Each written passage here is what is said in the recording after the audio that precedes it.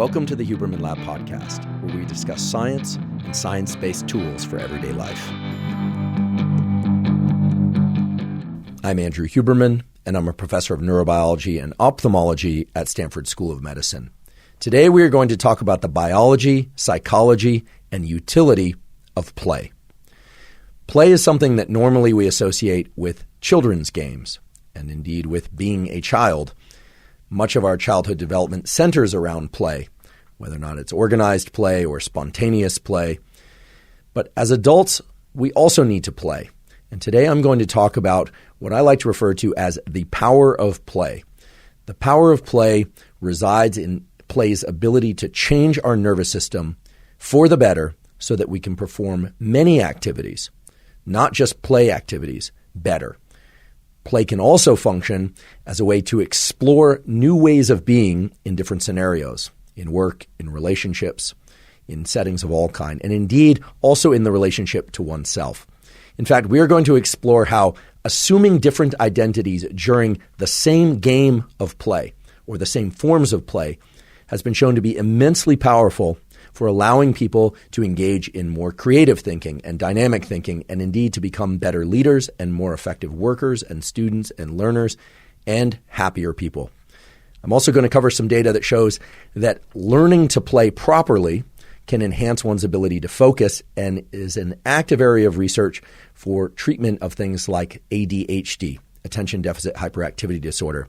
Just as a little sneak preview of where that's headed, children who do not access enough play during certain stages of childhood are more prone to develop ADHD.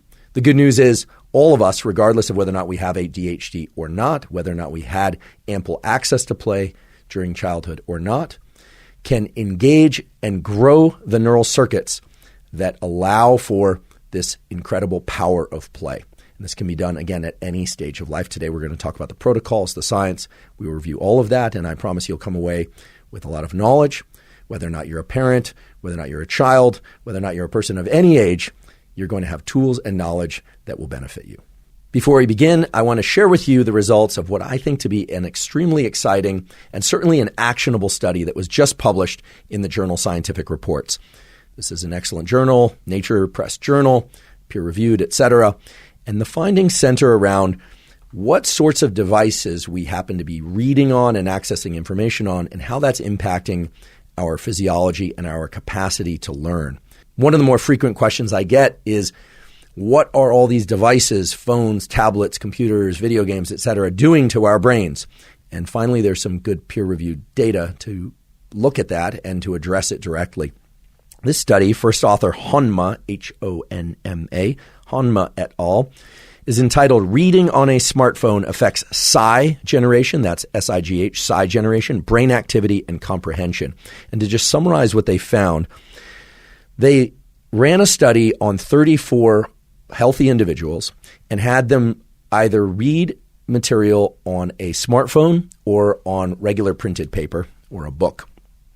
And what they found is that comprehension on devices, in particular smartphones, is much poorer, much worse than it is when one reads on actual paper. Now, some of you may experience this yourselves. Now, they compared smartphones with paper, and what they found was that when they looked at people's breathing, the normal patterns of breathing that people were engaging in did not differ between people reading on a smartphone or reading from paper. However, one particular feature of breathing did differ. And that particular feature is what we call physiological size. I've talked a lot about physiological size on this podcast and on social media. We had a terrific guest, Professor Jack Feldman from University of California, Los Angeles, who's a world expert in breathing and respiration and its impacts on the brain and how brain controls breathing and respiration. And what you can learn from that episode, or I'll just tell you again right now, is that every 5 minutes or so, whether or not we are asleep or awake, we do what's called a physiological sigh, which is a big, deep inhale, often a double inhale, followed by a long exhale. It goes something like this. Now, you might think, oh, I never breathe like that, but you do. Unless there's something severely wrong with your brainstem, every 5 minutes or so, you do one of these physiological sighs, which reopens all the little hundreds of millions of sacs in your lungs called the alveoli. that bring in more oxygen as a consequence of that big, deep double inhale, and then you are able to exhale carbon dioxide, offload carbon dioxide through that long exhale. I've also encouraged people to use the physiological sigh deliberately, not just spontaneously, as a way to reduce their stress quickly. And indeed, my lab works on physiological sighs and has been exploring this. And they're quite effective in reducing our stress very fast. Reading on a smartphone seems to suppress physiological sighing. People aren't aware that it's happening, but it's happening. Some people have talked about so-called email apnea, which is the fact that people hold their breath while they email or while they text, and indeed many people do that. This is distinct from email or texting apnea. What's happening here is people are reading on the phone, and for whatever reason, and I'll talk about what the likely reason is, but for whatever reason, they're suppressing their sighing. And as a consequence, the brain is not getting enough oxygen and is not offloading enough carbon dioxide. And another finding in this study was that the prefrontal cortex, an area of the brain that's involved in focus and attention and learning, becomes hyperactive in a kind of desperate attempt to focus. All of this can be summarized by saying, if you happen to read on a device, whether or not it's a tablet, a standard computer screen of any kind, but in particular on a smartphone, regardless of how small or large that smartphone screen is, you want to remind yourself to engage in these physiological sighs fairly regularly. And it might even be better to just read the most or at least the key issues and things that you're trying to learn about, the key information from paper, either books or printed out material of some other sort. What's the underlying mechanism here? Well, one of the reasons I like this study so much is that it brings together two of my laboratories and my particular interests in neuroscience, which is how does our visual system and the aperture, meaning the size of our visual window, relate to our so-called autonomic function or our internal state. And basically what's happening here is as any of us bring our visual window in more narrowly, as we contract our visual window, which is exactly what happens when we're looking at a little smartphone in front of us, it seems to suppress the breathing apparatus because we know that physiological sighs are controlled by a specific set of neurons in the brainstem called the parafacial nucleus, discovered by Dr. Jack Feldman. And so there must be a mechanism whereby when we tighten our visual window, we somehow, and we don't know yet how this happens, but somehow suppress the activity of these neurons in the parafacial nucleus that generate these physiological sighs. So again, you have two choices, or I suppose you have many choices, but two main choices to contend with this new information. One is that you remind yourself to engage in deep breathing and in particular physiological sighs every 5 minutes or so while reading anything or texting on your smartphone. The other would be, again, if there's material that you really need to learn for sake of regurgitation later or for something particularly important, try and read that from either a larger screen or even better would be from printed materials or books. Another reason I bring all that up is that it relates to a larger theme, which is that I get many, many questions about ADHD and about people's challenges with focus. And much of what we're told these days is that we are challenged with focus because of the hundreds of videos that we can see streaming by us at any moment on our phone, which probably is true.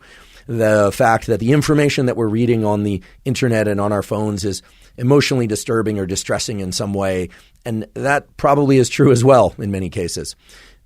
This study really points to the fact that independent of the information that we are looking at or consuming, independent whether or not it's movies or texts or anything of that sort, the mere size of the window, the aperture, the screen that we're looking at is also strongly impacting our ability to learn and remember information. So broaden that visual window, print things out, look at a book. I didn't design the system. I always say, however our visual system and respiratory system happen to evolve, I wasn't consulted at the design phase. This is just simply how your brain circuits work. So if you want to learn things, widen that visual window, and even better, print things out, pick up a book, or read on a tablet even, but try and make that tablet larger than a smartphone screen size. Before we begin our discussion about the power of play, I'd like to emphasize that this podcast is separate from my teaching and research roles at Stanford.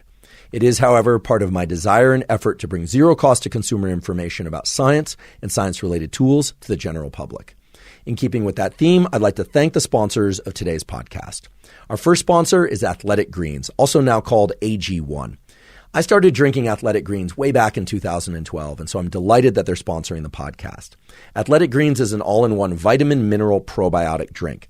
The reason I started drinking it in 2012 and the reason that I still drink it once or twice a day is that with Athletic Greens, I cover all of my basic foundational vitamin, mineral, probiotic needs. It's filled with adaptogens for recovery. The probiotics are particularly important because they encourage health of the so-called gut microbiome. We're going to be talking a lot about the gut microbiome on this podcast in the weeks and months to come. But to make a long story short, we have a lot of bacteria living in our gut that are healthy bacteria that support things like digestion, immune system, metabolic function, hormone systems, and perhaps most interestingly to me, the gut microbiome supports brain function, including mood, cognition, and so forth. The probiotics in Athletic Greens strongly support the gut microbiome and thereby the other systems of the body, including the gut-brain axis, which I just referred to. If you'd like to try Athletic Greens, again, also called AG1, you can go to athleticgreens.com/Huberman to claim a special offer. They're giving away 5 free travel packs and a year's supply of vitamin D3 K2. Vitamin D3 is extremely important for many biological functions. We are told that we can get enough D3 from sun exposure, but many of us who are getting sun exposure and many of us who are not getting enough sun exposure still don't have ample levels of vitamin D3. So supplementing with vitamin D3 is necessary for many, many people. And K2 is important for cardiovascular function, for proper calcium balance, etc. So again, if you go to athleticgreens.com/Huberman, you can get the 5 free travel packs, the year's supply of vitamin D3 K2, and of course, your Athletic Greens. Today's episode is also brought to us by Roka. Roka makes sunglasses and eyeglasses that are of the absolute highest quality. I've spent a lifetime working on the visual system, and one of the many challenges that your visual system has to deal with is, for instance, when you move from a bright environment to a dimmer environment, you have to adapt. You have to be able to see things clearly. Many sunglasses and eyeglasses don't allow that adaptation to occur seamlessly. Roka sunglasses and eyeglasses allow that to occur in concert with your biology and in a way that makes it very seamless. You just don't notice the transition at all, which is wonderful. I love it because I don't have to constantly be taking off and putting on my sunglasses when I'm outside. I happen to wear readers at night, eyeglass readers. It's also terrific as the luminance in your environment changes. So they work under low luminance, high luminance, etc.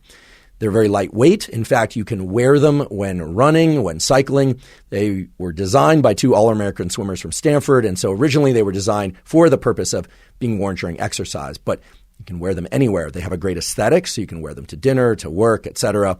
And while a lot of performance eyeglasses out there, in my opinion, make people look like cyborgs, Roka sunglasses and eyeglasses have just a terrific aesthetic that you can wear truly anywhere. If you'd like to try Roka glasses, you can go to Roka.com, that's ROKA.com, and enter the code Huberman to get 20% off your first order. Again, that's Roka, ROKA.com, and enter the code Huberman at checkout. Today's episode is also brought to us by Helix Sleep. Helix Sleep makes mattresses and pillows that are second to none. I started sleeping on a Helix mattress about a year ago now, and it's the best sleep that I've ever had. What's unique about Helix mattresses is that they tailor their mattresses to your sleep needs. So if you go to their website, you can take a brief 2-minute quiz that asks questions like, do you sleep on your stomach or your back or on your side? Maybe you don't know. Do you tend to run hot or cold throughout the night? Or maybe you don't know. And it matches you to the mattress that's perfect for your sleep needs. I matched to the so-called Dusk mattress, D-U-S-K, because I wanted a mattress that wasn't too firm and not too soft. And so I sleep on a Dusk mattress. You should figure out what mattress would be ideal for you. If you're interested in upgrading your mattress, you can go to helixsleep.com/Huberman, take their 2-minute sleep quiz, and they'll match you to a customized mattress, and you'll get up to $200 off any of your mattress orders and 2 free pillows. Again, that's $200 off and 2 free pillows. The pillows are excellent. I also use Helix pillows. They have a 10-year warranty. You get to try out the mattress for up to 100 nights risk-free. If you don't like it, they'll come pick it up, take it away, but I think you'll love it. Again, if interested, you can go to helixsleep.com/Huberman. There you can get up to $200 off and the 2 free pillows. Let's talk about play. Now, in researching this episode, I thought that I was going to come across a bunch of papers that say this brain area connects to that brain area, which controls play in animals, and there's similar areas in babies and in adults. And indeed, that's true, and we will talk about brain circuitry. But I think more importantly is to understand what is the utility of play. Why do we play when we're younger? Why do we tend to play less as we get older? And what in the world is play for? Some of us would be categorized as more playful.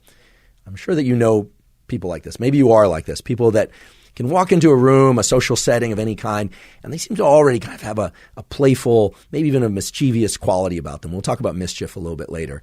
But they sort of look at an environment or a social setting as an opportunity for different kinds of novel interactions. Other people, and I'd probably put myself into this category, if I walk into a novel environment, I tend to be more in the mode of just assessing what that environment is like. I'm not a particularly spontaneously playful person, although around certain individuals I might be more spontaneously playful. We are all on a continuum of this kind of seriousness to playful nature. It turns out that all young animals, including humans, have more playfulness and tend to engage in more spontaneous play in their earlier years than in their later years.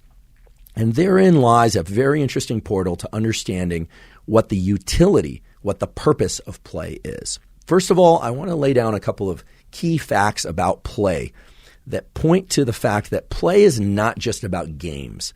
Play is about much, much more. And play, and in particular how we played as a child and still how we can play as adults, is really how we test and expand our potential roles in all kinds of interactions. One of the most important, interesting, and surprising features of play that I'd like everyone to know about is that it is homeostatically regulated. Some of you are familiar with the term homeostasis. Homeostasis is just this aspect of biological systems to try and remain in balance. If you stay awake for a long period of time, you tend to want to sleep for a long period of time. If you slept for a long period of time and you're very rested, then you tend to be very energetic the next day. And of course, I know people out there will immediately say, oh, well, if I sleep too long, then I'm groggy the next day. Of course, there are exceptions. But in general, sleep and wakefulness are in homeostatic balance. Thirst and water consumption are in homeostatic balance. If you don't drink any fluids for a while, you tend to get more thirsty. You drink fluids, and your thirst tends to diminish. Likewise with food, likewise with most all motivated behaviors. Well, one of the most important discoveries of the last century was largely the work of a guy named Jaak Panksepp. No, it's not Jack, it's Jaak Panksepp, who really pioneered this understanding of the biology of play and relating that to the psychology of play in animals and humans. He's considered a kind of luminary in the field of play. And what a great title to have, right? If you could have a title and be a scientific luminary, you might as well be the play guy. In fact, he was known, and I'll get into this later as to why, but he was known as the rat tickler because he tickled rats. And he actually found that rodents and animals of many kind generate laughter in response to tickling. And in fact, they don't have the capacity to tickle themselves, something we'll also talk about why that is. And he was called the rat tickler, but then he discovered that many species of animals engage in laughter in response to tickling and that they tickle each other.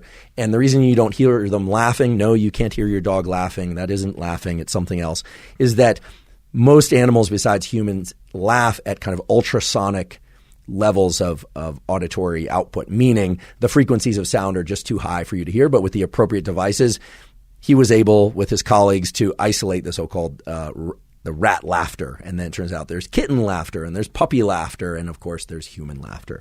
So Jaak Panksepp was a very interesting and pioneering person in this field. And he also discovered that play is homeostatically regulated, meaning if animals, including children, are restricted from playing for a certain amount of time, they will play more when given the opportunity. In the same way that if I food restrict you for a long period of time, you will eat more when you are finally allowed to eat. Now, this is important because it moves this thing that we call play from the dimension of higher order functions or things that evolved recently, that are really kind of at the front edge of human evolution, deeper into the circuitry of the brain, whereby we say the brainstem, the kind of ancient parts of the brain, are going to be involved. And in fact, that's the case. As we're going to learn later in the podcast, play is generated through the connectivity of many brain areas, but one of the key brain areas is an area called PAG, periaqueductal gray. The periaqueductal gray is a brainstem area, so it's pretty far back as the brain kind of transitions into the spinal cord, and it's rich with neurons that make endogenous opioids. So these are not the kinds of opioids that are causing the opioid crisis. These are neurons that you and I all have that release endogenous, meaning self-made or biologically made opioids. They go by names like enkephalin and things of that sort.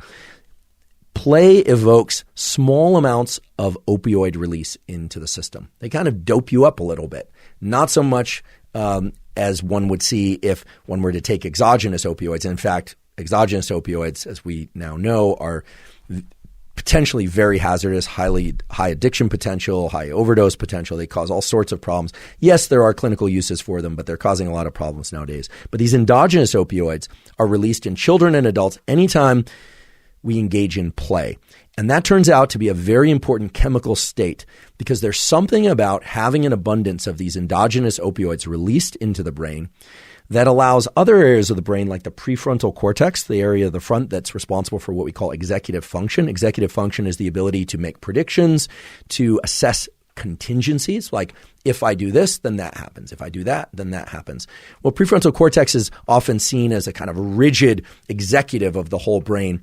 That's one way to view it, but probably a better way to view it is that the prefrontal cortex works in concert with these other more primitive circuitries.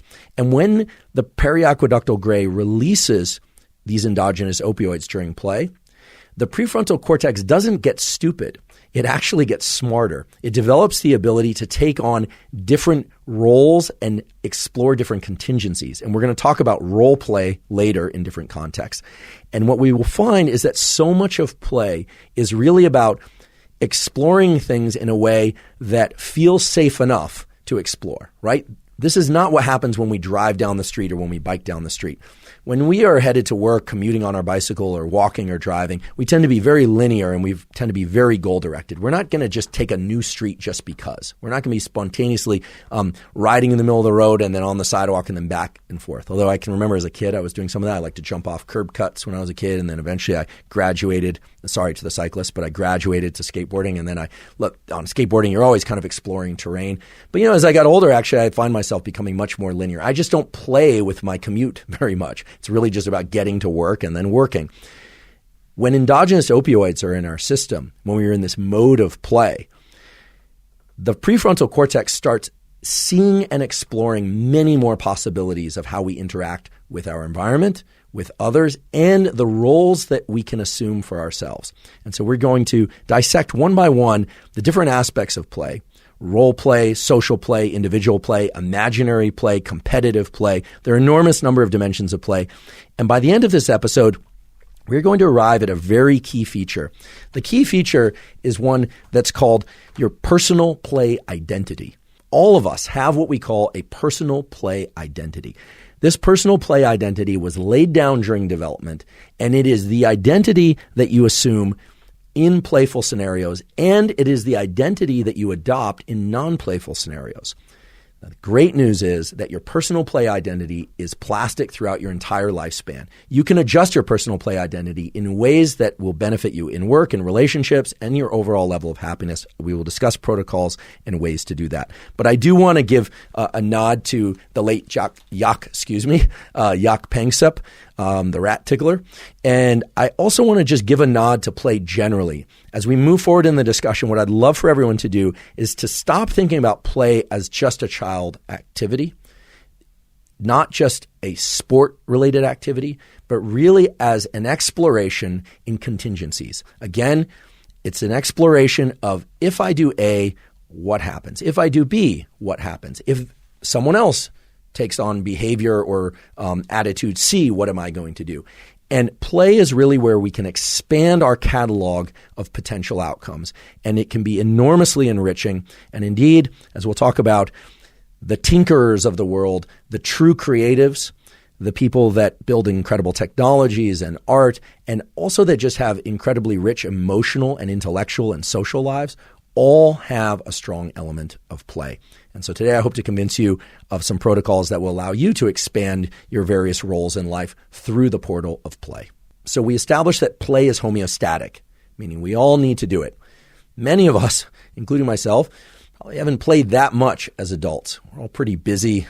A number of us are stressed. We got a lot to do in life. But as children, most all of us engage in a lot of play. And in looking at the way that very young children, and especially toddlers, play, we can learn a lot because it reveals the fundamental rules by which the toddler brain interacts with the world. Now, One of the key things about the baby brain is that the baby brain somehow knows that it can't do everything in the world, right? If a baby needs something, it generally will cry or make some sort of vocalization or some sort of facial expression or combination of those. And the caretaker, whoever that may be, will provide it. This is an ancient hardwired mechanism whereby the so-called autonomic nervous system that generates stress will create this kind of whining and discomfort, maybe a writhing, maybe the baby gets kind of red in the face, and the caretaker delivers something based on a good guess of what that baby needs. So maybe it's breast milk, maybe it's bottle milk, maybe it's a diaper change, maybe it's to be warmed up if the baby is cold, maybe it's to be cooled down if the baby is too warm, maybe if the baby's in its little onesie thing, it's feeling restricted and it just wants to move, and they'll get taken out of their crib or their stroller or whatever it is and allowed to stretch out on the floor. Remember, the baby doesn't know exactly what it needs. It only knows the state of discomfort. And of course, we don't know exactly what babies and toddlers are thinking because they can't express themselves with language yet. But what's key to understand is the rule or the contingency that is set up in that scenario. In that scenario, the child feels some discomfort, expresses that discomfort verbally or through a facial expression or both, and then some force, some person from the outside world resolves it. And so the very young baby, and indeed many children up to certain ages, and let's confess, many adults are not able to meet or adjust their internal states of stress, and so they look to things outside of them. That's the first rule, the fundamental rule that we all learn when we come into life, that when in a state of discomfort, to look outside our immediate biology, beyond the confines of our skin, and find a solution. A sip of water. For adults, it might be a sip of alcohol, right? Probably not the best tool to relieve stress, but that's one that many people do, in fact, engage in. For the baby that's hungry, the bottle milk comes from the outside. As we gain more proficiency in moving through life and we can get things for ourselves, we still often bring things from the external world in to resolve this, what I'm calling autonomic discomfort or autonomic dysregulation. That's not a game, but that's a rule. As we advance from infant to toddler, we start to think more in terms of where we are and what we own relative to what's out there in the world. And now in the world of child psychology, there's a somewhat famous poem that was written by a research child psychologist. His name was Burton White, and he wrote a poem called The Toddler's Creed. The Toddler's Creed defines well what the rules and contingencies of play are in very young children, and it reveals to us just how narrow and limited their worldview is and how self-centered their world is. So the Toddler's Creed, read quickly because I don't want to take up too much time with this, is if I want it, it's mine. If I give it to you and change my mind later, it's mine. For anyone that's played with a toddler, you can imagine this in your mind. If I can take it away from you, it's mine. If I had it a little while ago, it's mine. If we are building something together, all the pieces are mine. If it looks just like mine, it's mine. If it's mine, it will never belong to anyone else, no matter what. And of course, as we hear this, it sounds quite awful, right? And yet, this is actually a reflection of what a healthy toddler would think about the world. That the objects and things and even the people in the world are theirs, that they are actually possessions that belong to them. Now, of course, some people never actually transition beyond this stage of moral and social development, and there are indeed some adults that fit the Toddler's Creed, and you're welcome to share this with them if ever you think that it might be of benefit to their self-reflection. But in all seriousness, Burton White's Toddler's Creed is really grounded in this transition from when we are infants and we have to have things delivered to us to the point where we are toddlers and we can access things in the world, but we tend to assume that they are all ours. And then the next stage is the really key stage as it relates to play, because in the next stage of development is where young children start to interact with other children, and there's an exchange and a possession and then a letting go of certain things. Learning that not everything is yours and that the entire world is not about you is one of the key contingencies that is established during play. It's one of the key ways in which children go from being very self-centered and basically unable to engage with other kids for very long without some sort of eruption of crying and some sort of battle of, kind of push-pull over an object, to things like sharing and things like cooperative play. So as we transition from forms of play that are all about the self, that are all me, the toddler's creed, to forms of play that involve some discomfort in assuming roles that maybe we don't want and not getting what we want, it's really an opportunity for the brain to start to explore different roles that people take, how they work as individuals and as pairs and in larger groups, and to do that in a low-stakes environment. Right? You wouldn't want this to be worked out on the battlefield or when searching for food or in some high-stakes environment where the survival of the species was important. It appears that these circuitries for play evolved so that rules and contingencies around who's most important, whether or not the group is important, whether or not individuals are going to be leaders or followers, etc., that can be explored in a low-stakes environment. Now, there are hundreds of different types of play and hundreds of different types of contingency testing. But the key theme here is that play allows children and adults, for that matter, to explore different outcomes in a kind of low-stakes environment. If you're playing a board game or a card game, you might get really into that game. But unless there's a lot of money on the table, so to speak, or you're really playing for something important, or unless your ego is swollen way out of proportion to reality, if you lose, you might not feel good about it, but it's truly not the end of the world. And if you win, you might feel really good about it, but you're not really incredible. You were just incredible in that particular situation for that particular moment. It doesn't really transform the rest of your life unless that game is of a particular type, like for sport, for instance. We'll talk about sport later. So the key theme here is that play is contingency testing. Play is contingency testing under conditions where the stakes are sufficiently low that individuals should feel comfortable assuming different roles, even roles that they're not entirely comfortable with in their outside life. And that all relates, again, to the release of these endogenous opioids in this brain center, periaqueductal gray, and the way that it allows the prefrontal cortex in a very direct way. I mean, it allows it in a biological way to expand the number of operations that it can run and start thinking about, okay, normally I'm kind of a loner and I like to read and work and hang out alone, maybe even play alone. But, okay, I'll play a board game or a game of tennis where I have a partner and we're going to play as partners against two other people. Okay, that's a little uncomfortable, but I'll do it.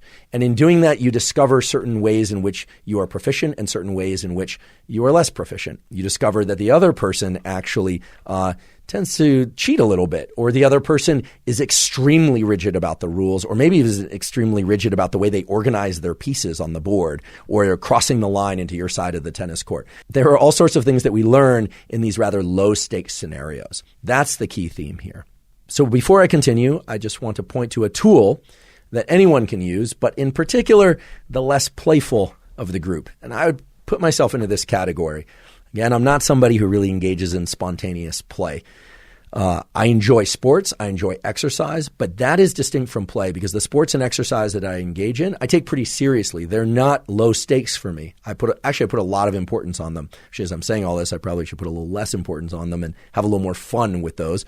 And yet, what I'm about to tell you is that anyone and everyone can benefit from engaging in a bit more of this playful mindset. The playful mindset is not necessarily about smiling and jumping around or being silly. That's not it at all. It's not the Tigger character from Winnie the Pooh necessarily. It could be, but it's really about allowing yourself to expand the number of outcomes that you're willing to entertain and to think about how you relate to those different outcomes. So what this means is putting yourself into scenarios where you might not be the top performer, right? Playing a game that you're not really that good at. I had this experience recently. Friends that like to play cards, they like to do some low-stakes gambling. This is not an illegal gambling ring. They play for trivial things. And I generally don't buy into the game. I generally don't play, mostly because they end up winning and taking whatever it is that I have. But in the mode of assuming a more playful spirit, the idea would be, well, if the stakes are low enough, then to play simply for the sake of playing, because there's something to learn there about the other people in the group and about oneself and how one reacts to things like someone who's clearly trying to take everybody's money, or somebody who is clearly trying to cheat, or somebody who's clearly very, very rigid about every last detail, including how the cards are dealt and shuffled, right? There is learning in this exploration, and that is at a biological level, the prefrontal cortex starting to entertain different possibilities, starting to entertain different outcomes in this low-stakes way. And if you think about it, that's not something that we allow ourselves to do very often. Even if we listen to new forms of music or we go see new art or new movies, those are new experiences, but that's not us making new predictions about what's going to happen next. It's not the brain working to figure out new possibilities. And so you can immediately see how just a small increase in your willingness to put yourself into conditions where you don't understand all the rules perhaps, or you're not super proficient at something, but you enter it because it is low stakes and because there is information to learn about yourself and others, could start to open up these prefrontal cortex circuits. And when I say open up, I don't mean that literally there's an opening in your skull. What I mean is that your prefrontal cortex can work in very rigid ways, meaning if A, then B. If I go down this street, turn left, and go that way to work, it is fast. If I go down the other street, it's slow. If there's a traffic jam there, I'm going to go there. But it's starting to explore different possibilities, and there are very, very few opportunities in life to explore contingencies in this low-stakes way, such that it engages neuroplasticity of the prefrontal cortex. So play is powerful at making your prefrontal cortex more plastic, more able to change in response to experience, but not just during the period of play, but in all scenarios. Because you get one prefrontal cortex. You don't get a prefrontal cortex just for play. You get a prefrontal cortex that engages in everything. So going forward, I will layer on some more concrete aspects of tools. But for now, if you're somebody that doesn't consider yourself particularly playful, consider and maybe even engage in just a little bit of play in some way that is of discomfort to you, with the understanding that it is increasing your prefrontal cortical plasticity. Another really interesting and important aspect of play is so-called play postures. These are seen in animals and these are seen in humans. And for those of you that are watching this podcast on YouTube, I'll do my best to adopt them here. For those of you that are listening, you'll just have to imagine them in your mind's eye. But Jaak Panksepp and indeed Darwin himself studied these play postures that all animals engage in. Perhaps the most familiar one is seen in dogs and in wolves, where they will lower their head to the ground and they'll put their paws out in front of them and they will make eye contact with another, typically dog or wolf, to so-called call the play. Now, when they do this posture, it's obvious that they're lowering themselves. They're not in an aggressive stance because they're lowering their head. And this is universally known among canines as play posture. There's some famous videos online, you can look these up, of dogs actually doing this with bears that they're confronted with. And the bears, at least in these videos, in exchange, also lowering their head. And there you see bear-dog playful interactions. Now, you always have to be cautious with bears in general. I would say you have to be cautious with bears. But this speaks to the universality of this bowing, this sort of what some people call the puppy bow or the play bow that dogs do. Turns out that humans do this as well, although in a different form. I'm sure there are some that go into the down dog play posture. But more typically, when humans want to play, they will do a subtle or not so subtle head tilt. The head tilt with eyes open is considered the universal head and facial expression posture of play in humans. So when two people see one another, if they are aggressive towards one another, they will assume certain facial expressions and postures. But if they're feeling playful towards one another, oftentimes they'll tip their head to the side just a little bit and they'll open their eyes. They might even raise their eyebrows briefly. This has been seen again and again and again. Another hardwired feature of so-called play postures is what's called soft eyes. When animals are aggressive or when they're sad, they tend to reduce the size of their eye openings by basically making their eyelids closer together somewhat, but keeping their eyes together. In particular for aggression, they'll bring their eyes towards what we call a vergence eye movement, bring it towards the center. That actually narrows the aperture of the visual field. When people or animals want to engage in play, they tend to open their eyelids somewhat. And they tend to purse their lips just a little bit. So it's not like drawing or pursing their lips like this. It's pursing their lips. They'll open their eyes a little bit, and they'll often do the head tilt as well, sometimes with a little bit of a smile. These are reflexive. These are not trained up. Children do this. Adults do this. Dogs, wolves do this. Even certain birds will do this. Most birds have eyes on the side of their heads, but they do a sort of form of this soft eyes approach. And certainly in raptors, you see a softening of the eyes. And indeed, raptors like hawks and eagles, they actually do have a certain form of play, but only early in life. The other thing that we see during play are what are called partial postures. Partial postures are a kind of play enactment of postures that would otherwise be threatening. So a partial posture that we see during play in animals and humans that relates to aggressive play, so things like wrestling or things like rough and tumble play, which is very common in animals and kids and some adults, is that because there's going to be a physical interaction, in animals what will happen is they will march toward one another, often very slowly, but rather than having their hair up, which we call piloerection, which is when the hair goes up, animals do this to make themselves look bigger. Think about the cat that's trying to look bigger, or an animal that's being aggressive trying to look bigger in the presence of a foe, a different animal that they're either going to try and kill or fight in some way, even if it's to defend themselves. Partial postures occur when animals will approach one another, but they'll keep their fur down. Humans will do this too. They will approach during play, but unless it's highly competitive play, like a football game or a boxing match, they will actually shrink their body size somewhat. We have hair on our bodies, some of us more than others, and that hair is capable of piloerection. It can stand up. That's the hair standing up on end phenomenon. But most of us don't have enough hair on our bodies that we can actually use that to make ourselves larger. So what you see with people who are about to engage in play is they tend to make their body a little bit smaller unless they are highly competitive. And highly competitive play is its own distinct form of play that we'll talk about later, such as during sport when the stakes are high. A Super Bowl football game, I'm revealing my ignorance about sports here.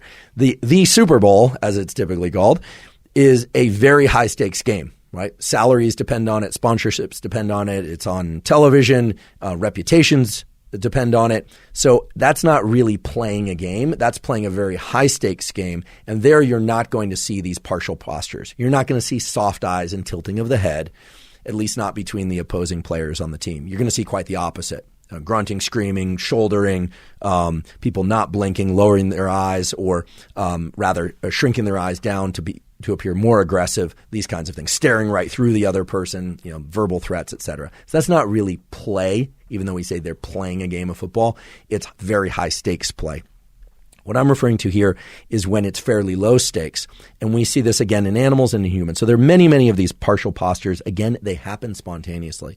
So if someone ever looks at you and they tilt their head a little bit and they raise their eyebrows and they maybe smile a little bit, they're looking at you playfully. That's the universal human exchange of, I want to play.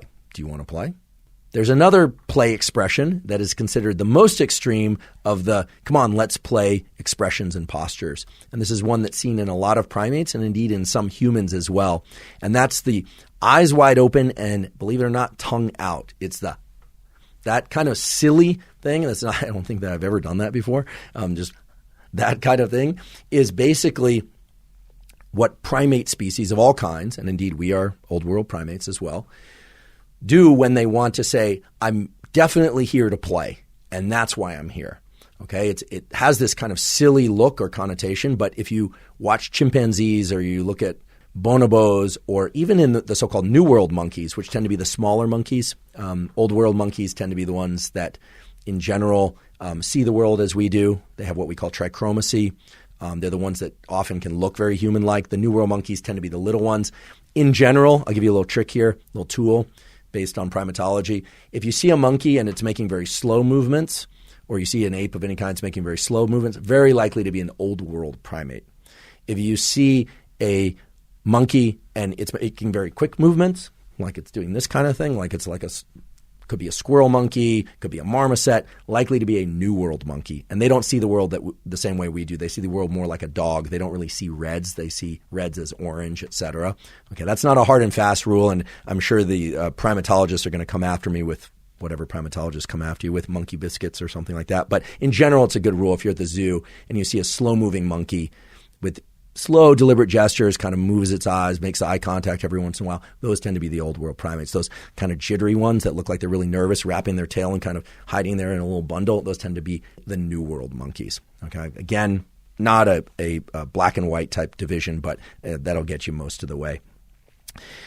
So the whole purpose of these partial postures, or the tongue out thing, is to limit power in deliberate ways, to really take bodily expressions that could be portrayed or could be interpreted as aggressive or as threatening or as wanting to mate or as wanting to do anything for that matter, and to limit the power with which they are expressed in very deliberate ways. So that's the putting the hair down despite getting into a fighting stance. That's saying, let's fight, but I'm not really here to fight. It's low-stakes fighting.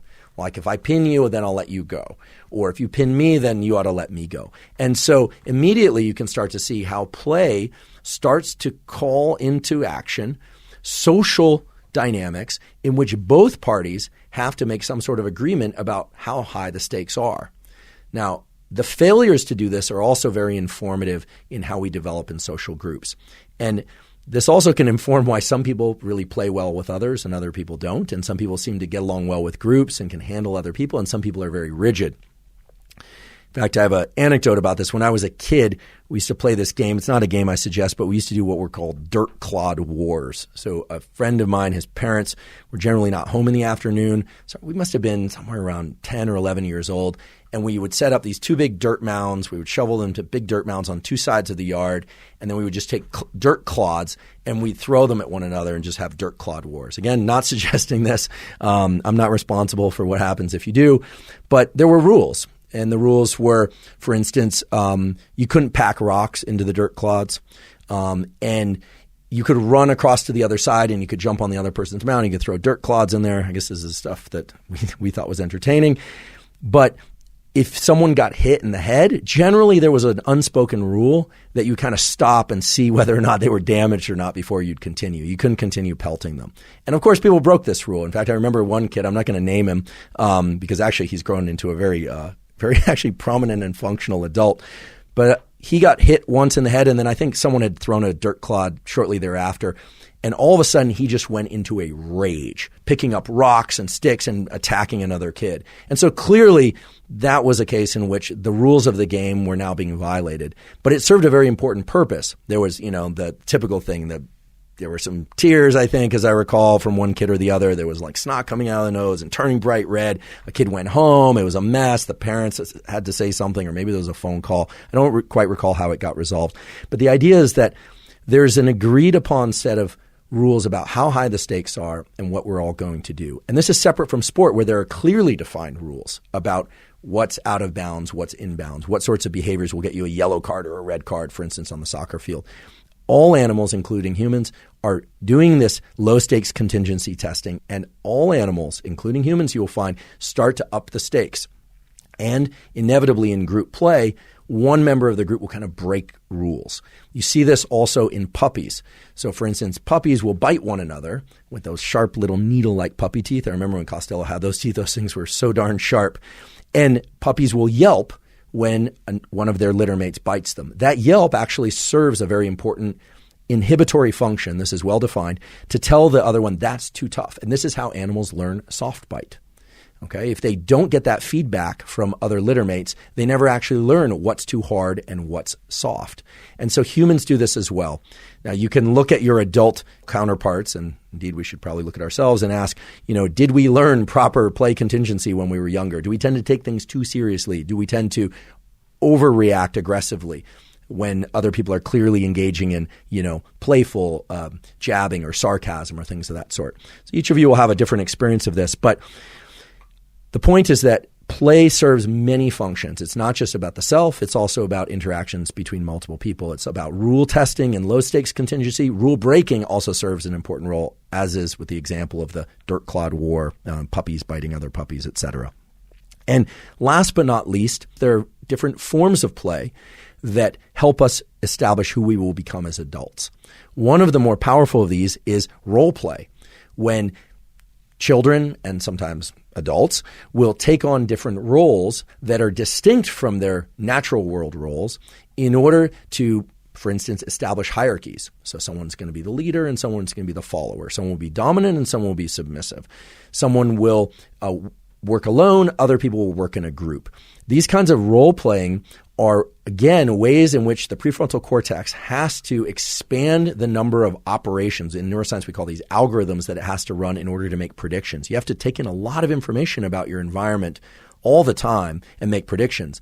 But if you are suddenly cast into a new role well, then you definitely have to make even more predictions from a different standpoint. So these are very powerful for teaching the brain how to function. I had a sister growing up. I still have a sister, fortunately. And she and her friends largely played with dolls and doll houses in the room next door. And they would take on different roles. In fact, some kids, if they play alone, will start to take on the role of leader by taking on an imaginary or creating an imaginary friend. And, my apologies to my sibling, but for a long time, she had an imaginary friend. Eventually, that imaginary friend disappeared. I don't know the science around imaginary friends and what makes them disappear or not, at what stage of development, but imaginary friends are pretty common. And that's just another way of being able to, boss somebody around if that's your thing, or to engage in cooperative play. So we can look at this stage of development we call childhood, and we can look at each stage of it and we can say, wow, there are all these different dimensions of play that really are about testing out how we feel, comfortable or uncomfortable, how we react, good or bad, how we react with stress or with glee when others behave in certain ways. And so what I'm hoping is coming through is that play is not just about having fun. Play is about testing. It's about experimenting, and it's about expanding your brain's capacity. And that's true early in development, and it's true throughout the lifespan. So at this point in the discussion, I want to take a step back, look at the biology and neurochemistry of play just a little bit, and in doing that, really define what is effective play. If the goal of play is to explore different contingencies in low-stakes environments and to expand the function of our prefrontal cortex so that we can see new possibilities and new ways of being, become more flexible, more creative, more effective outside of the games of play, or the arenas of play, I should say, well, then we should be asking, how do I know if I'm playing? How do I know if I'm playing correctly? Turns out there's an answer to that. Earlier, I referred to this brain area, the periaqueductal gray, that releases opioids, endogenous opioids, into our brain and body and tends to relax us a bit.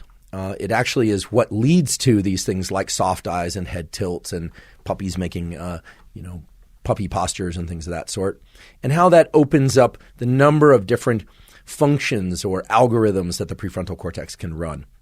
But there's another piece of the puzzle, which is for something to genuinely be play and playful, and for it to have this effect of expanding our brain and engaging neuroplasticity, of really changing our brain so that we can see and engage in more possible behaviors and thoughts, etc., we also have to have low amounts of adrenaline, so-called epinephrine, in our brain and body. Now, the background science for this is quite extensive, but for those of you that are interested in papers and manuscripts, perhaps the best one is a review published in Neuroscience and Biobehavioral Reviews by the very Jaak Panksepp, although he has a co-author, which is Stephen Sivy, Siviy. I'll provide a link to this in the caption show notes. And the title of this paper is In Search of the Neurobiological Substrates for Social Playfulness in Mammalian Brains. And it's a quite extensive review, but it basically boils down to some key findings whereby any sorts of drugs or behaviors or scenarios that increase levels of adrenaline too much will tend to inhibit play. And drugs and scenarios, and I'm not suggesting recreational drugs here, but these were experiments that were done in the laboratory setting that increase the endogenous opioid output will tend to increase playfulness. And so really the state of mind that one needs to adopt when playing is, first of all, you have to engage in the play, whatever it happens to be, with some degree of focus and seriousness. And focus and seriousness in the neurobiological context generally means epinephrine. Being able to focus is largely reliant on things like adrenaline, epinephrine, but also the presence of dopamine, which is a molecule that generates motivation and focus in concert with epinephrine, but also that these endogenous opioids be liberated. And it's really the low-stakes feature of play that allows those endogenous opioids to be liberated. What do I mean by that? Well, if you are very, very concerned about the outcome, like you've put a lot of money on the table in a given game, or you're a football player in the Super Bowl, or you're playing a game for which, defeating the other person or your team winning is absolutely crucial to you, well, then that's not really going to engage the play circuitry. On the contrary, if you're engaging in those same behaviors or any other behavior in a way that you're simply there to explore, but you don't have high levels of adrenaline in your system, you're not stressed about the potential outcome, well, then that constitutes play. Now, that's somewhat obvious on the one hand, that you take seriously what you take seriously, and you can be more playful about things that you don't take so seriously. But what is absolutely not obvious is that the state of playfulness is actually what allows you to perform best, because the state of playfulness offers you the opportunity to engage in novel types of behaviors and interactions that you would not otherwise be able to access if you are so focused on the outcome. Okay, so a state of playfulness is absolutely critical, not just during play, but during competitive scenarios of any kind. I actually started to cultivate a practice related to this when I was in college. I had this kind of general practice of when I wanted to learn something, I would tell myself that it was the most important information in the world and that I was very, very interested in it. I would kind of lie to myself and say, oh, I'm super interested in, I won't name the topics, but super interested in this or super interested in that. And I could sort of delude myself into being hyper-focused on whatever it is that I was learning in ways that surprised me. However, when we are hyper-focused on something and we are rigidly attached to the outcome, we can't engage in flexible thinking. So it's a great tool to be hyper-focused on something and take it very, very seriously when we're simply trying to learn things by kind of rote memory, learn things and regurgitate, learn and regurgitate, of the sort that, frankly, a lot of schooling involves. But if we are trying to get better at something, we've sort of hit a wall in athletic performance or in cognitive performance, or we're not creative enough, or we're finding, let's just use a sports example, that, we only have a certain number of moves that we can deploy or a certain number of swings of the racket that we can deploy. The way to actually expand your practice is to engage in this kind of low-stakes thinking, the idea that, well, I'm just going to kind of play and tinker. I'm going to explore in a way that it doesn't really matter if the ball goes back over the net. It doesn't really matter if the ball goes in the hole. And it's counterintuitive because you think, no, the thing that we need to do is drill and drill and drill and drill. And indeed, there's a place for that. But this mode of play with modest levels of endogenous opioids being released in our system, plus low levels of adrenaline, right? Epinephrine, low levels of epinephrine and adrenaline are possible only when the stakes are low enough that we're not stressed. Well, that combination really allows the prefrontal cortex to explore different possibilities in ways that can truly expand our capabilities over time. Now, this has been seen again and again also in the business sector. Some of the more challenging, or I should say competitive companies to get jobs at, are very interested in hiring people that as children were so-called tinkerers. And actually NASA was first famous for this, that many of the people that achieved great success in engineering at NASA, when they looked back into their childhood histories, those people tended to be tinkerers. They were people that would kind of play with things in a way that wasn't about rigidly following a recipe or an instruction manual. Great cooks discover new forms of food, indeed create entire genres of food by way of being tinkerers. Okay, musicians do this. I grew up playing various sports, but skateboarding was one that I was particularly involved in for a long time. One of the greatest skateboarders of all time is, some of you may recognize his name, is the great Rodney Mullen. And Rodney was kind of famous for evolving the sport and continuing to evolve the sport in ways that no one could predict, using skateboards in all sorts of ways that no one had thought of previously. And of course, there are other skateboarders that did that as well, but he's particularly well known for that. And his process is his own. I can't speak to it too much, but he was also known as a kind of a tinkerer, as somebody who would spend a lot of time just kind of flipping the board and just flipping it in the air and watching the ways in which it flipped and kind of studying the physics of it really, and expanding on his existing understanding of what could happen on a skateboard by way of just playing. Now, he took it very seriously, but it's this kind of razor's edge between taking something very seriously, but also tinkering and playing and exploring and just seeing what happens. Kind of like, well, let's just see what happens if we did this. That mindset is extremely powerful to export from this thing that we call play into what we could call more serious endeavors of one's occupation or sport, whether or not it's behind a desk or whether or not it's running around on a field, really or engineering, any endeavor.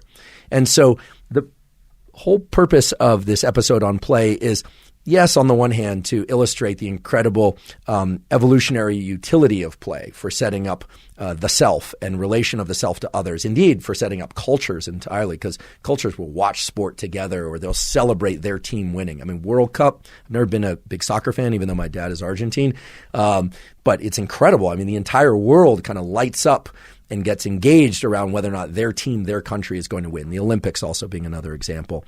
But play and sport are not quite the same, as I've pointed out before. And for all of us who are thinking about tools and things that we can extract from science to enrich our lives, I would say for those of you that are already playing on a regular basis in one form or another, terrific. Start to expand other forms of play, in particular forms of play that involve new groups of individuals. So if you're somebody that typically plays one-on-one with somebody, try to expand into playing as teams. If you're somebody who only plays alone, then try to expand into playing in perhaps one-on-one first and in groups. This is the way that your brain learns and evolves and changes and gets better.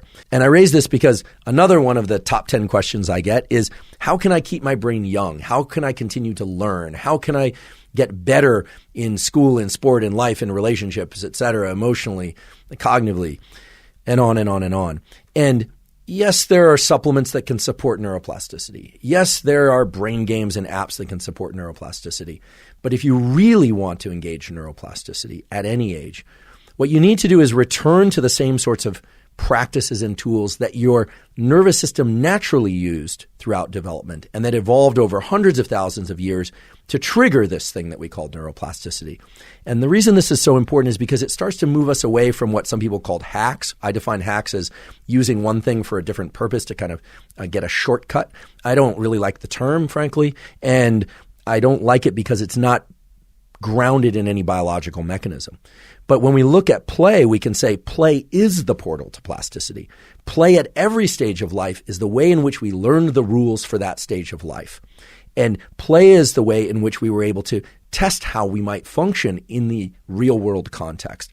So play is powerful, and we could even say that play is the most powerful portal to plasticity. The reason for that is that, yes, this high opioid, low epinephrine or adrenaline state is what opens up play.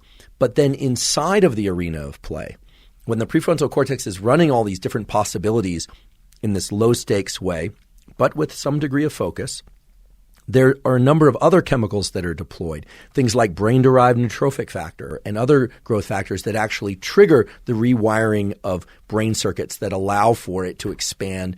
And indeed, that's what is neuroplasticity. If you're interested in those chemicals and the kind of arena of things that happen when one engages in neuroplasticity, there's a vast literature out there. But one of the more popular books that I think is quite good is from my friend and colleague John Ratey, who's a psychiatrist at Harvard Medical School. That's Ratey. He wrote the book Spark a few years back, and I think it's still very relevant. And John talks about the important role that play exerts in the neuroplasticity process and points to a number of different protocols that one can engage in. He also points to the importance of navigating new environments, to not just go on the same hike every week or take the same walk, but actually get into new novel environments. So you're starting to sense a theme here. There's novelty, exploring contingencies, keeping the stakes relatively low, et cetera, et cetera. But these really are the gates to this holy grail that we call neuroplasticity.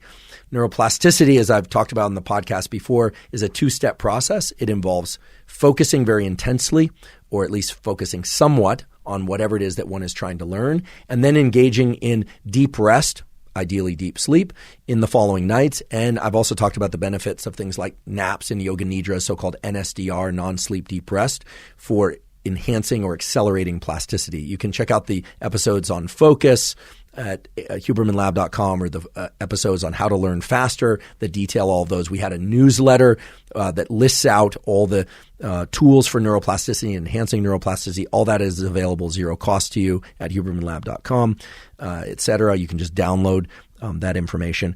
But John's book, that newsletter, those episodes, they really point to this two-step process where it's focus and then rest, focus and then rest.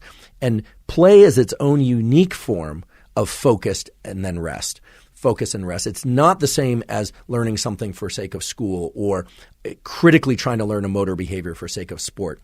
It's really about expanding the number of things that you could learn down the line. Okay? So said once again, so I just want to make sure it's abundantly clear. Play is about establishing a broader framework within which you can learn new things. It's not about learning some specific thing. It's not about the game you happen to be playing. It's not about the dollhouse that the kids are playing with so that they can become amazing dollhouse players when they grow up, right? The dirt clod war that I referred to earlier, for better or for worse, was not about becoming the best dirt clod thrower or winning the trophy for dirt clods in the neighborhood, although we actually had a trophy for the best dirt clod team. Alas, it was not my team that year. But the point is that you're learning rules and establishing a broader foundation of practices that then you can learn more things within that context. Thus far, I've tried to convince you through a combination of data and anecdote and explanation that adopting a stance of playfulness and indeed engaging in play on a somewhat regular basis could be beneficial to you regardless of circumstances or goals. If I haven't done that already, what I'm about to tell you hopefully will push you over the line. It turns out that when you look across the kingdom of all animals, what you find is that animals that engage in playful behaviors for the longest period of time are also the animals that have the greatest degree of neuroplasticity, the brain and nervous system's ability to change in response to experience. Put differently, animals that only play for a very small fraction of their entire life have very rigid brains that don't learn new things, whereas animals that play for a long period throughout their life have very plastic brains. And there's even some evidence, it's at this point largely anecdotal, but there's some data starting to emerge, that adults that maintain a playful stance, that engage in things, again, that are low stakes, contingency exploring, important enough that people focus and that people pay attention to what they're doing, but that they are not, filled with adrenaline, freaked out about the outcome being A or B. They're not super, super competitive, maybe just a little bit competitive or not competitive at all. That allows for more ongoing plasticity. And one of the people that comes to mind in thinking about this is, of course, the physicist and I should say the great physicist Richard Feynman, Nobel Prize winner, professor at Caltech, was involved in the Manhattan Project, but was also known for being a lifelong tinkerer. Right? He also was a mischievous tinkerer. If you read any of the books about Feynman or by Feynman, Surely You're Joking, Mr. Feynman, or What Do You Care What Other People Think? These are wonderful short stories, mostly about Feynman doing things like picking all the locks at the Los Alamos laboratory and putting all the top secret documents out on the floor of the office so that when people came in the morning, they were all out there. Obviously, they weren't released to the general public. He didn't want to threaten national security. But playing pranks like that. And actually, Caltech, I don't know if this is still the case, but Caltech, where he was employed, was always known for doing very technologically challenging pranks. They're not known for their athletic prowess at Caltech. Sorry, Caltech.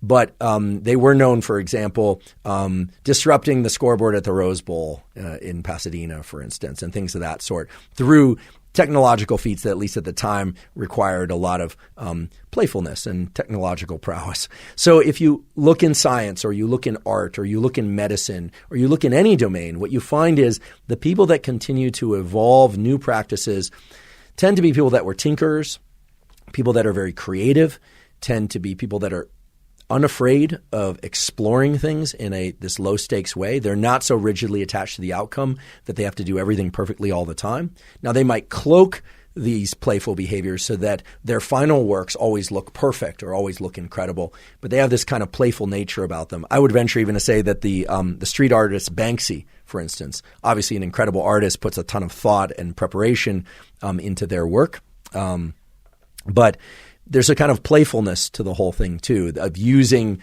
two-dimensional paintings in concert with three-dimensional city dwellings in ways that, I think that most people hadn't previously. There were other people like Christo and, artists of that sort that did that. But I think Banksy is kind of recognized as the modern rendition of that kind of playfulness, using cities in ways that most people don't use cities, using art in ways that most people don't use art, for instance. So to go back to the example of Feynman was somebody who learned to paint and draw quite well into his 60s. He He was somewhat famous, or infamous, I should say, for bongo drumming on the roof of Caltech. I say infamous because he was known also for doing that naked, something that is certainly not in concert with the ethical standards and behaviors of universities today. But Feynman had this playful spirit as a child. He had that playful spirit as a teenager, and he had that playful spirit as an adult. And that's one of the hallmarks of Feynman, was that he wasn't just a rigid physicist who could explain things clearly to the general public. He always carried through this playful spirit.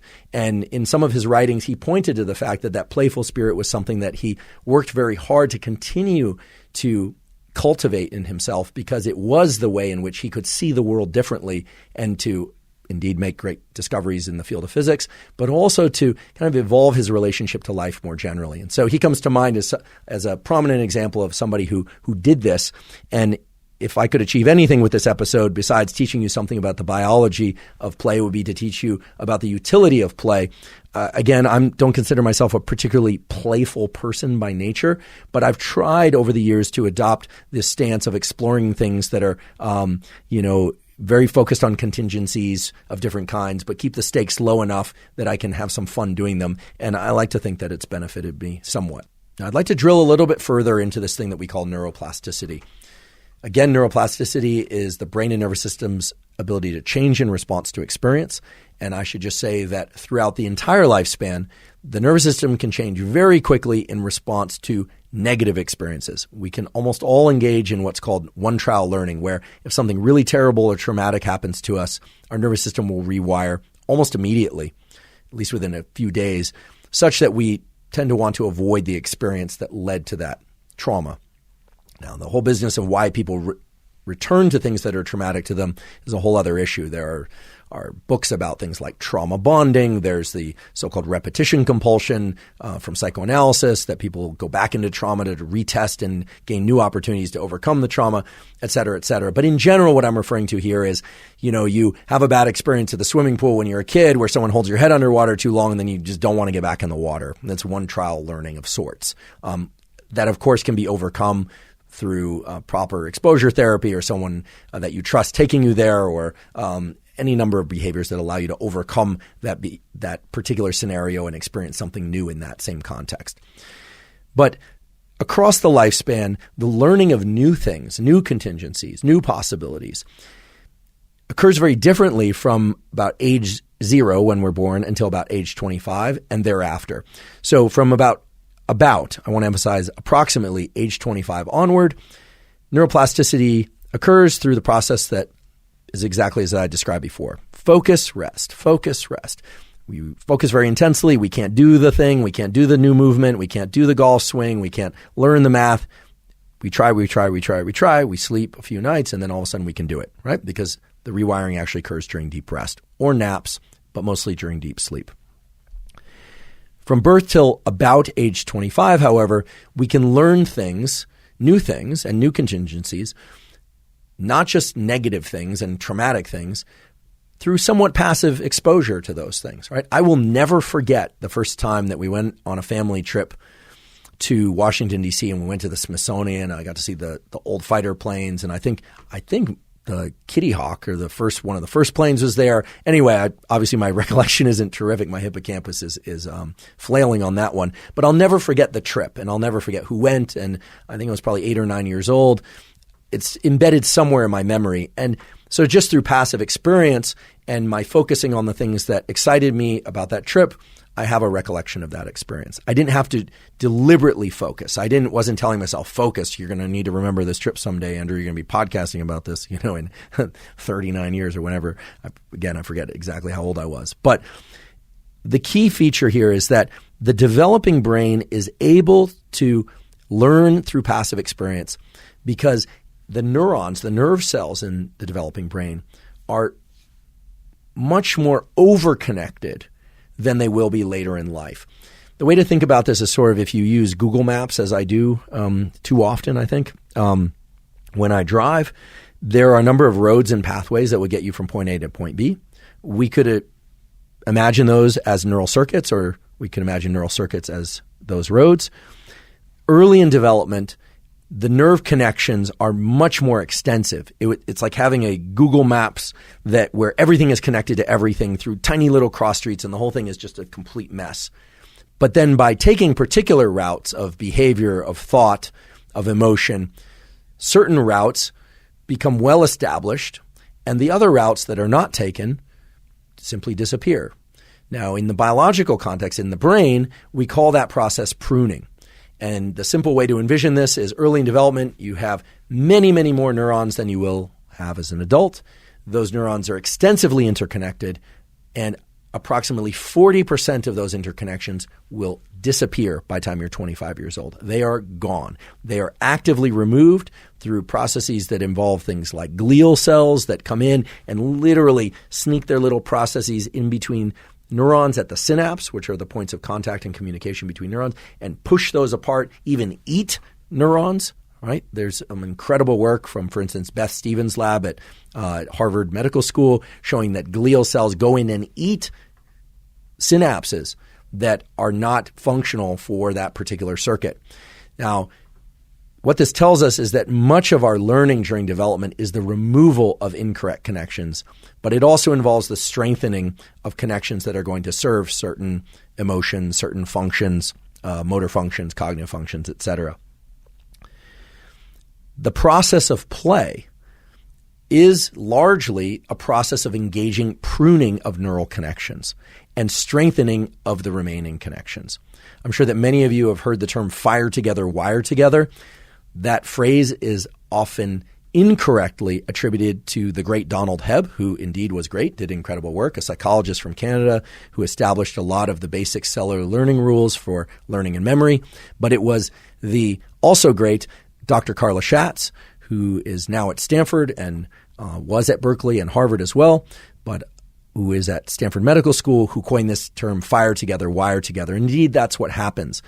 When children play, when adolescents play, and when young adults play, whether or not it's social play or play with an object, whether or not it's a sport or play of any kind, imaginary play, imaginary friend play, there is a strengthening of certain neural connections and a pruning away of up to 40%, perhaps even more, of connections that are not necessary for certain types of behaviors, emotions, and thoughts. What this means is that it is through the process of play that we become who we are as adults. And as I mentioned earlier, it is through the process of play that we are able to adjust who we are as adults. Now, there are bounds on this process. As far as I know, there's never been a reported case of an individual who had a hyperplastic, or I should say a brain that was as plastic in adulthood as it was in childhood. But what this tells us is that what we do in the process of play as children is really how we set up the rules for how we behave as adults in almost all domains, which is really incredible. And of course, the reassuring thing is that playing as an adult will allow you to expand on those neural circuits. You can literally grow new connections. Some of you may be saying, does it create new neurons? For better or for worse, it does not seem that many new neurons are added to your brain in adulthood. There are some papers that report a few neurons in certain brain areas, isolated brain areas, but by and large, most of the rewiring of neural connections is the removal of certain connections, this process we're calling pruning, and the strengthening of the remaining connections that make those kind of Google Maps roads, in the analogy I laid out before, thicker and more robust. Think about it as taking little trails and turning them into roads, then paving those roads, then turning those roads into highways, then putting up more lanes on those highways and eliminating all the small little backcountry roads that one could take. And again, this is an analogy for what is happening at the level of neural circuitry. Now, one of the key findings that has emerged from the literature is that children that have been subjected to trauma or immense amounts of stress of any kind have a harder time both engaging in play, but also a harder time accessing neuroplasticity later in life. Now, the good news is this is not a permanent effect, and we'll talk about some of the ways to overcome that in a moment. But this should make sense to you, because earlier we talked about how a high level of adrenaline, epinephrine, in the brain and body actually blocks the circuits in the brain and body that generate play behavior. And when I say that, I mean that in a very concrete way, that epinephrine and adrenaline can actually suppress the sorts of circuitry that can lead to things like soft eyes or tongue out or the head tilt or what we called partial postures of being able to engage in, a rough and tumble play, but not take that to the point of outright aggression and damaging the other person or them damaging you.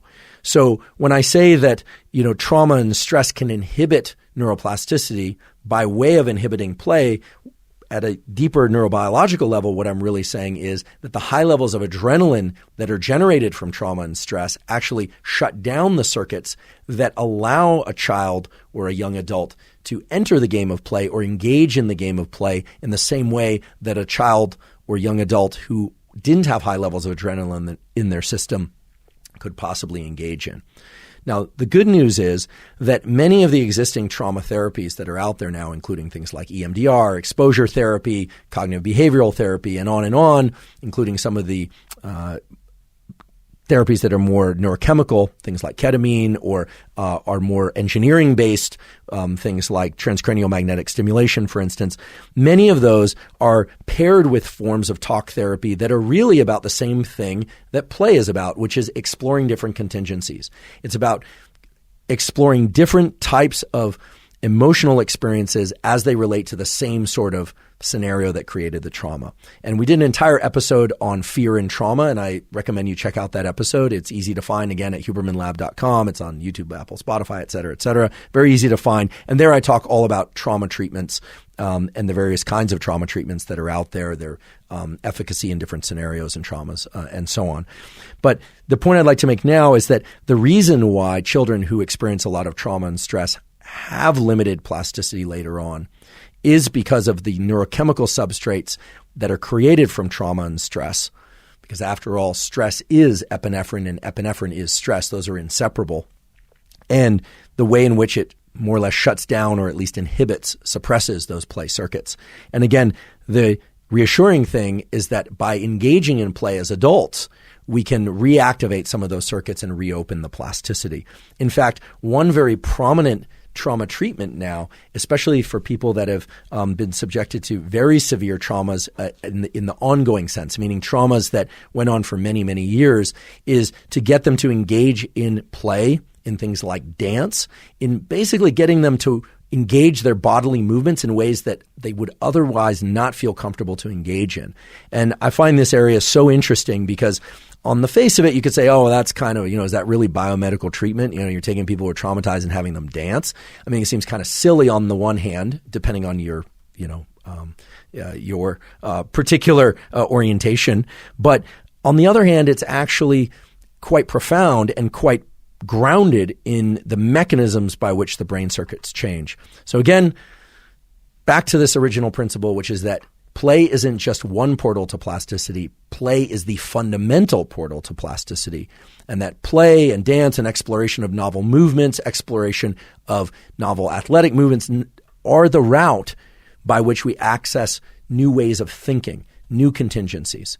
And I find it wonderful that the trauma release and the psychiatric and psychology community are exploring things like play and dance and other forms of reopening these circuits, because indeed we would all love for there to be a magic pill by which trauma could be erased and new memories could be laid down, or a device that could do that.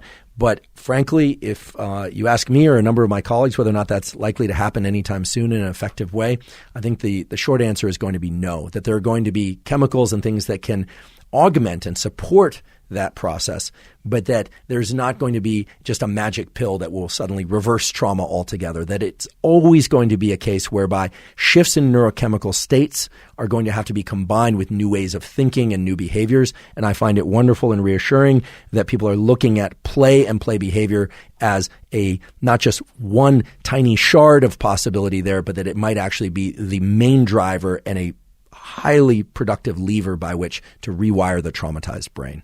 So if you're like me, you might be thinking, okay, I'm willing to be more playful. I'm willing to explore play as a portal to plasticity. And that all makes good sense. But what should I play? What should I do? Well, We've already established that you want to keep your adrenaline low. You have to keep the stakes low enough that you're not going to get totally consumed by the outcome. Now, for some people who are highly competitive, that's going to be challenging. And yet, I don't want to make it seem as if you can't be competitive during play. There are many forms of competitive play that, because you are a competitive person, allow you to derive great joy from that competitive play. I have a friend who's particularly good at horseshoes. I'm not particularly good at horseshoes, but whenever we play horseshoes, I can tell he's out there to crush me on horseshoes. And it's just one of these things where, I can tell he derives great pleasure from crushing me at a game of horseshoes. I can't say, because I haven't actually done the microdialysis, which is a way of extracting chemistry from the brain in real time, nor have I recorded from his brain or imaged it in a scanner, whether or not he has high levels of epinephrine or low levels of epinephrine during those games of horseshoes. I suspect it is low levels of epinephrine and high levels of dopamine, especially when he wins. And yes, he wins every time. But the point is that you can be competitive during play, provided that you are enjoying yourself. Okay? You can be competitive provided that you are enjoying yourself.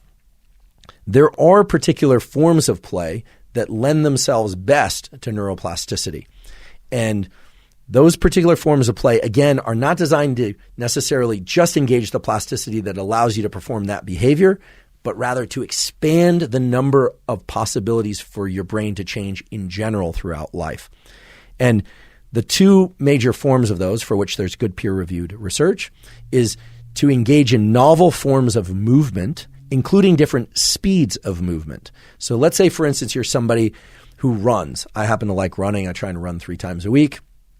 And generally when I run forward. I don't run backward, although recently, because I've become very excited about the work of so-called knees over toes guy. His name is Ben Parker, but he goes by knees over toes guy on Instagram. I've never met him, but we've exchanged a few messages back and forth. And some of his practices involve walking backwards or doing sled pulls backwards. I found these to be very beneficial for my back and for my anterior tibialis and some things that have really helped with my posture and so forth. But in general, when I run forward. I don't tend to run backward that much, and I might do that for a few minutes at the end, but not so much throughout the entire run. Running doesn't lend itself to a lot of novel forms of movement, lateral movement, so for you nerds out there, movement in the sagittal plane, or angled movements. But it does appear that things like dance or sports, where you end up generating a lot of dynamic movements, where there's jumping, where there's movement at different angles, where there's ducking, where there's leaping, that basically involve a lot of dynamic movement and aren't just strictly linear.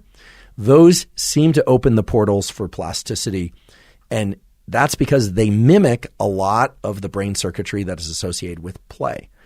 And the reason for that is the way in which those dynamic movements and movements of different speeds engage the vestibular system, the balance system. The vestibular system is in the inner ear, relates to the cerebellum, which translates to mini brain. You got a little mini brain in the back of your brain. It brings together visual information in a very direct way. I talked a lot about this in the episode on how to learn faster. So if you want to go in depth on how vestibular and different types of motor movements can open plasticity, I talk a little bit more, or I should say a lot more there. But suffice to say that engaging in play that has a lot of dynamic movement or movements of different speeds, things like dance, things like sports, like soccer, where you're moving in different dimensions, that tends to be very conducive to what we would call play-related circuitry, provided you don't take it too seriously. You don't get those high levels of epinephrine. Now, for those of you that are also interested in non-physical or non-athletic forms of play that can really expand plasticity, there's some very interesting research about the game of chess. I don't play the game of chess. I've played a few times. I confess I don't know how to move all the pieces, so I'm not going to try and describe that here. But I've always wanted to learn chess. And I think after reading some of the peer-reviewed research about chess and play and neuroplasticity, now I understand why. There's a really nice paper that was published in the International Journal of Research in Education and Science in 2017. And the title of this paper is Chess Just a Game, or is it a mirror that reflects a child's inner world? That's a very intense title for a biologist like me.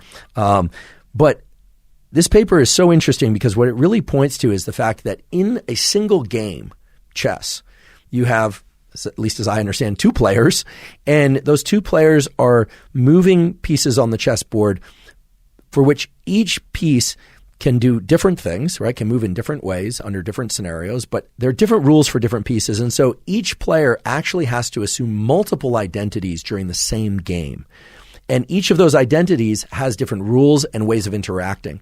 So in a way, we can think of chess as one game, but actually chess is a kind of a substrate for exploring multiple roles for different characters. And this is quite a bit different than, for instance, video games where somebody has their favorite video game player or they have an avatar and they're always in the same role. It's also quite a bit different for when you engage in any kind of play where you are yourself. You're just being you in that game.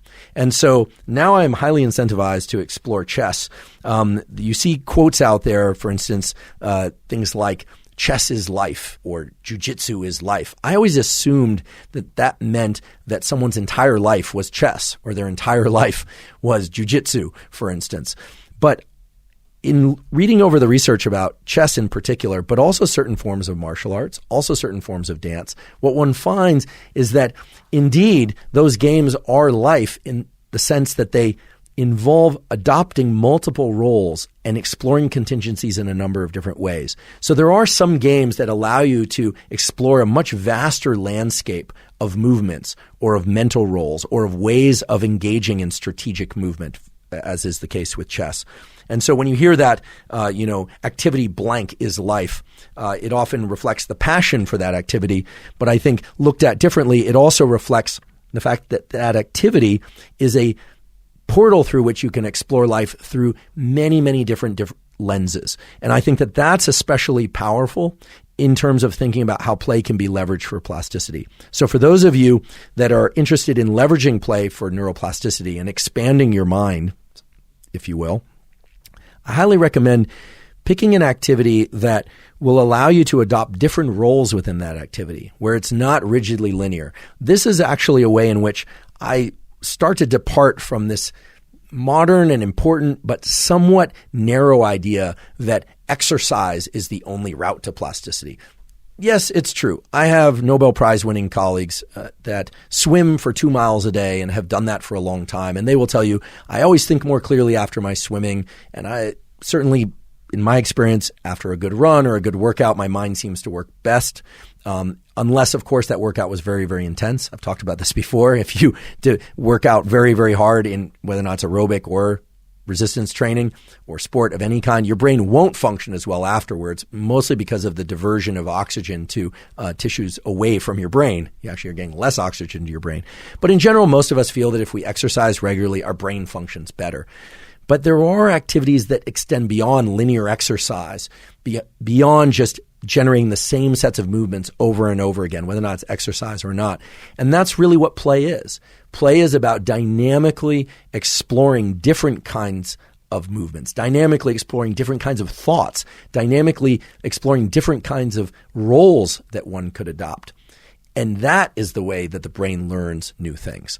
So I encourage you to explore chess. I intend to learn chess this year. I'm very excited to do that. Now, if you already play chess and you are an expert chess player, you actually will derive less benefit in terms of this play-induced neuroplasticity than you would, for instance, if you went out and played a game of soccer or did something that was very novel for your nervous system. Because in that novelty and in that exploration of new behaviors and new ways of thinking, you are opening the portal to plasticity.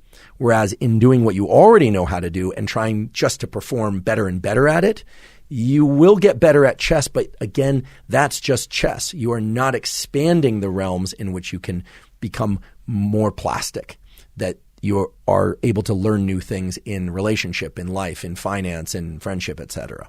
In researching this episode, one of the most interesting areas I discovered was this notion of personal play identity. Personal play identity is a term that, at least to my knowledge, was coined by a Turkish researcher by the name, and forgive me, I'm going to mispronounce this, is Gökhan Güneş, Gokhan, last name Gunes. And forgive me, Gökhan, and if we have any Turkish-speaking members of the audience, please put the correction in the comment section on YouTube. Make it phonetic so I can understand what it is. Please, I'd love to correct it. And apologies, or who knows, if I got it right, then it was pure luck. Gökhan Güneş has coined this term personal play identity, and the key role that personal play identity establishes in who we see ourselves as being, and not just in the context of play. Personal play identity has 4 well-defined dimensions. And I should say that if you're interested in learning more about this, the paper that I found particularly informative is published in Current Psychology, and the title is Personal Play Identity and the Fundamental Elements in Its Developmental Process. And the author, of course, is Gökhan Güneş, G-U-N-E-S, last name. This is from 2021, so recent review. There are 4 components to personal play identity: how you play, your personality, socioculture and environment, so that's the third one, that's together, socioculture and environment, and economics and technology. Now, that sounds somewhat complex, and this paper is somewhat complex, but basically what it says is that we bring together certain aspects of ourselves and how we react to different play scenarios when we're younger, and we bring that forward into the world in all contexts as adults. To illustrate this, I'm going to ask you a question. When you were a child, let's say 10 years old, would you have considered yourself competitive? Would you have considered yourself somebody who's cooperative? And realize, of course, that those are not mutually exclusive. You could be competitive and cooperative. Would you consider yourself somebody that preferred to play alone or preferred to play with 1 or 2 close friends? Or were you somebody that really enjoyed playing in large groups? Here's a key one. Were you somebody that enjoyed playing the leader in one moment and was equally okay with being a follower at a later moment? Were you okay with having your role switched midway through a game? Would you get upset or be delighted or not care at all about having to switch teams during the middle of a game because your team was winning, right? To even things out. You can imagine how that would play out internally. You would immediately register that you must be a valuable player because you're being moved off the winning team toward the losing team. But then again, you're now being forced to join the losing team. How did you feel about that? Were you somebody that was comfortable with other people breaking rules, or perhaps even yourself breaking rules or bending rules? Kind of ill-defined term. Or were you somebody that really needed to know all the rules, and if everyone didn't rigidly adhere to those rules, was quite disturbed by that? The number of questions goes on and on and on, and I will provide a link to a paper that asks a number of questions that helps you arrive at a sort of score of sorts, or an index of what Güneş and others have referred to as personal play identity. The point is that if we look back to our early adolescence, somewhere between 10 and 14 years old, a peak time for social development, a peak time for play of various kinds, a peak time for motor development, a peak time of psychosocial development where we learn where we fit into hierarchies as we relate to members of the same sex, of the opposite sex, etc. We can start to get a portal into how and why we show up to various activities in work and relationship, etc., as adults. In fact, I'll venture to say that if we go into that process for ourselves for 5 or 10 minutes, you start to see some remarkable parallels between the way you were at that stage and your tendencies and your preferences as adults. We tend to look at our early childhood experiences and our families, and to some degree our friends, in terms of how we become who we become.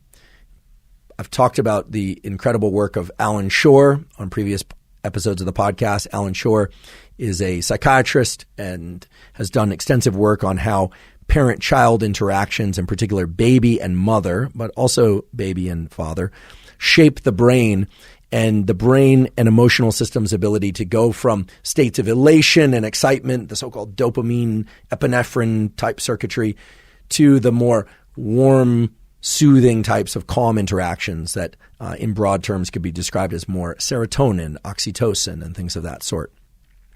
That work really points to the key roles that the caregiver and the child, you, engaged in early life. And that is incredible work. I do hope to host Dr. Shore on the podcast at some point in the not-too-distant future. But equally important, of course, are the interactions that we export from that early laying down of biological circuitry and psychological circuitry to the way we play by ourselves and the way we play with others in small numbers or in great numbers. And of course, it would be the case that how we played as a 10 or 12-year-old would impact how we behave as a 16-year-old and as a 20-year-old and as a 30-year-old and so on and so on. One of my favorite things about developmental biology and developmental psychology is that it is grounded in the fact that we don't just have a childhood and an adulthood.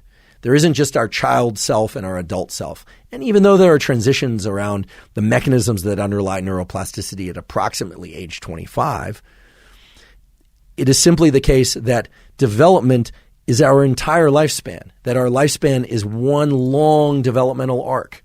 How long depends on our genetics, our lifestyle, accidents, injury, and disease, of course. But it is one long developmental arc. And so it shouldn't surprise us at all that how we learn to play as a 10-year-old or 12-year-old would impact how we play and interact with people as a teenager and a young adult, and on and on and on. And that play is the place in which we explore, in which we learn. Play is the substrate by which our nervous system changes us from this hyper-connected batch of neurons where everything is connected to everything, more or less, to a brain and nervous system whereby certain circuits work with immense proficiency and others are less accessible to us. But again, the wonderful thing about the human nervous system is that because it is plastic for the entire lifespan, and because these two elements of focus and rest can be deployed again and again and again, just because neural circuits didn't form does not mean that they can't form later in life. And today we've been focusing on how play itself, the same substrate that we use during development to become who we are, is the portal by which we can change who we are for the better. So I hope I've convinced you that play is an extremely important, fundamental, homeostatically regulated aspect of our nervous system, which is just a mouthful of nerd speak to say play can change your brain for the better. And that is true for every stage of life. The recommendation that I make, and certainly the one that I'm going to direct at myself as well, is to try and engage in at least 1 hour of pure play per week. Now, I came to that recommendation because of the literature that says, well, you need to engage in something pretty repetitively. It should be novel, so this wouldn't be something that you are exceptionally good at already. If you insist on doing something that you're already exceptionally good at, then you want to really do some free-form, low-stakes tinkering. So make it safe, but make it free-form. So really explore things with that. Some people call this beginner's mind, although I find that a little abstract. I like the notion of beginner's mind, but it's sort of like, how do you know if you're in beginner's mind? I think beginner's mind is sort of the expectation that you're not going to do it well yet. But play extends beyond beginner's mind. Play is really about not even worrying if you're going to get good at it or really proficient at it. It's really about exploring contingencies with truly low stakes. That's what will allow you to access these neurochemical combinations of elevated endogenous opioids, low epinephrine, et cetera, that will open up neuroplasticity. For those of you that need a little more guidance on how to play, there's a book out there. I actually learned about this from Tim Ferriss's blog. It's called Play It Away, A Workaholic's Cure for Anxiety. So that's more focused on anxiety. The author is Charlie Hone, last name Hoehn. We'll provide a link for it in the show notes and caption. Play It Away, A Workaholic's Cure for Anxiety. But books and other resources aside, I think 1 hour of play per week is a reasonable amount of time to engage in dedicated play behavior for the purpose of opening up these neural circuits for plasticity. The key feature, of course, is to not have immense proficiency in that given activity, or at least not the way you perform it. And if you do gain proficiency in that activity, well, then it becomes something else. It's no longer about play, it's about performance. So in that case, you would then want to adopt a new play behavior. You'll notice that I largely avoided using the word fun throughout this episode. Fun is a somewhat abstract term, and like many emotions and many verbal descriptions of experience, it falls short in the context of a neurobiological discussion about play. If you have fun, terrific. Some people might find, however, that engaging in play is kind of uncomfortable. Well, there your goal then should be to lower your level of discomfort by focusing less on the outcomes and just simply engaging in the behavior because Well, I'm telling you that it's good for you, but hopefully you will tell yourself that it's good for you and that you will experience that it's good for you. The literature certainly points to that, and the literature certainly points to the fact that play is the way that we are built. We are built to play. We have brain circuits from back to front and within our body that are there for play, and they don't disappear. They do not get pruned away as we go from development to adulthood. So if ever you needed a neurobiological explanation for why play is important throughout the lifespan, it's that. It's that biology does not waste resources. It's extremely efficient. And were the circuits for play not to be important in adulthood, they would have been pruned away. But I guarantee you, they are there in your brain and nervous system now. They will be there tomorrow, and they will be there going forward. So my suggestion is that you use them 1 hour per week.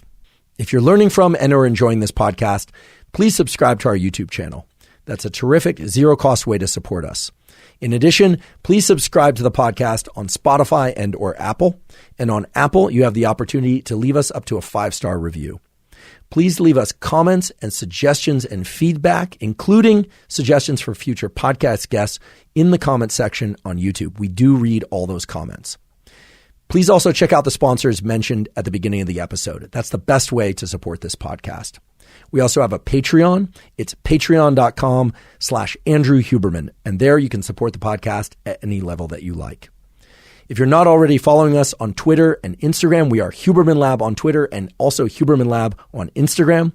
On Instagram, I do short posts that are related to topics covered on the podcast, but also some additional topics. So these would include science-based tools for things like focus, for sleep, for learning, and many other topics as well. In previous episodes of the Huberman Lab podcast, we often refer to supplements. Now, supplements aren't necessary or correct for everybody, but many people derive tremendous benefit from them for things like sleep and focus and so on. We've partnered with Thorne, that's Thorne, because Thorne supplements are of the very highest quality in terms of the ingredients they use, and the specificity of the amounts of the ingredients that are listed on the bottle are actually what is in those bottles, which is not the case for many supplement brands out there. If you're interested in seeing the supplements that I take, you can go to thorne.com/U/Huberman. So that's THORNE.com/U/Huberman. And those supplements you can purchase at 20% off. And if you navigate deeper into the Thorne site through that URL portal, you can also get 20% off any of the other supplements that Thorne makes. Thank you once again for joining me for this discussion about the incredible biology and psychology and power of this thing that we call play. And last but certainly not least, thank you for your interest in science.